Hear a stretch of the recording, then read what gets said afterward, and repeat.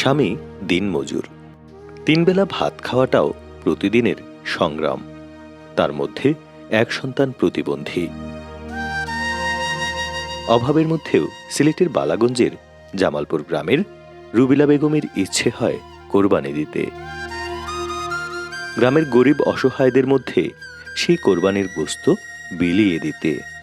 স্বামী তো দিনমজুর মানুষ, একদিন গেলে আর দিন যাওয়ার তৌফিক থাকে না। আর থাকলেও তো মনে করুক কামর ক্ষেত্রে মাংস টাংস কিনে আনিয়া খাওয়ার মতো তৌফিকও নাই, বাজার থেকে আনিয়া খাওয়ার মতো তৌফিক নাই। বাচ্চা কাচ্চা লইয়া যেন সপ্তাহে মাসও প্রতিদিন খাইতাম।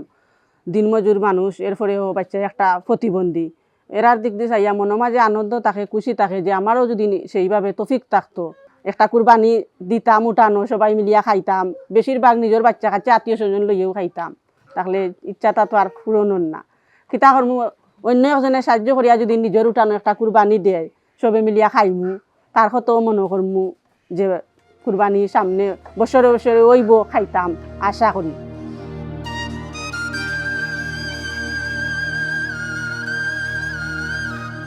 আমাদের সমাজে এমনও হয়, সামর্থ্য থাকার পরও অনেকে কোরবানি দিতে চান না। এই মায়ের মতো আফসোসও করেন না। তারা হয়তো জানেন না সামর্থ্যবান নারী ও পুরুষদের জন্য কোরবানি একটি ওয়াজিব আমল, যা কার্যত ফরজের মতোই বাধ্যতামূলক। আপনারা আইসইন, আমরা খুব একটা ভালো লাগছে। তখন আপনার মাধ্যমে আমরা একটা কুরবানি দিতে পারলে বাচ্চা কাচ্চা নিয়া আমরা তৃপ্তি মিটাইয়া খাইতাম পারমু। আল্লাহ তাআলা আমাদের সেটুকু অনুধাবন করার তৌফিক দিন। আমিন।